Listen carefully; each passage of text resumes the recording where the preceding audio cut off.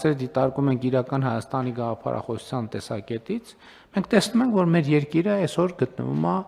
բավականին լավ եւ հեռանկարային վիճակում։ Ընդ որում ես իմ գնահատականն այն է, որ մենք դժոխային իրադարձությունների միջով անցնելով հիմա հասել ենք մի կետի, որ մեր երկրի առաջ բացվել են այնպիսի հնարավորություններ, որ թույլ տվեք ասենք մի չեմ ուզում տեն շատ տարածական բան ասել, բայց մեր պատմության մեջ մենք այսպիսի շանս ապահովելու մեր պետության հարատևությունը առաջիկա հարյուրամյակների համար երբեք չենք ունեցել։ Իհարկե, ակնհայտ է, որ կան նաև սպառնալիքներ։ Եվ ընդ որում այդ սպառնալիքները եղել են միշտ։ Ոչ մի նոր սպառնալիք չկա։ Այսինքն այն բոլոր սպառնալիքները, որ եղել են, իրենք այսօր էլ շարունակում են մնալ։ Որն է տարբերությունը։ Տարբերությունն է նա, որ մենք այդ սպառնալիքները կառավարելու հնարավորություն ենք ստացել տեսական եւ գործնական, եւ երկրորդը, ինչն է նորությունը այս պատմության մեջ։ Նորությունն է նա, որ գոյություն ունեցող սպառնալիքներին որպես հակակշիռ բացվել են անհավանական հեռանկարներ մեր երկրի առաջ։ Բոլոր առումներով, թե տնտեսական, թե քաղաքական, թե միջազգային, եւ էլի ես ուզում եմ ասել, ոնց որ խոսում ենք նոր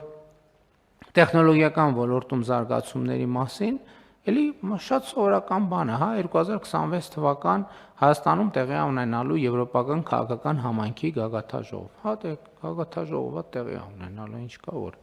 աշնանը տեղի ունենալու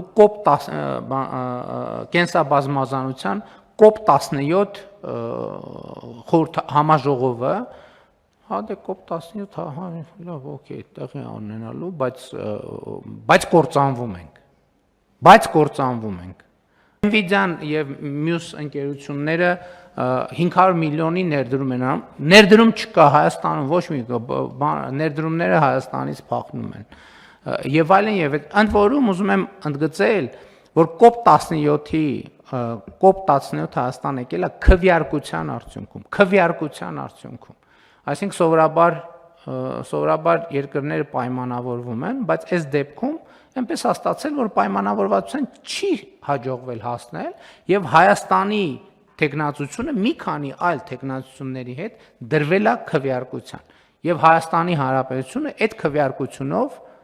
քվեարկության արդյունքներով հաղթել է։ Իհարկե եվրոպական քաղաքական համայնքի գագաթաժողովի դեպքում մի փոքր այլ էր իրավիճակը այնպիսին էր, որ էլի երկրներ կային տեխնացուներ, բայց այդ երկրներն էլ իրենց հերթին պաշտպանեցին Հայաստանի տեխնացությունը եւ ես ուզում եմ նաեւ նրանց շնորհակալություն հայտնել այդ վերաբերմունքի համար։ Ես նկատի ունեմ կա երկու հարթություն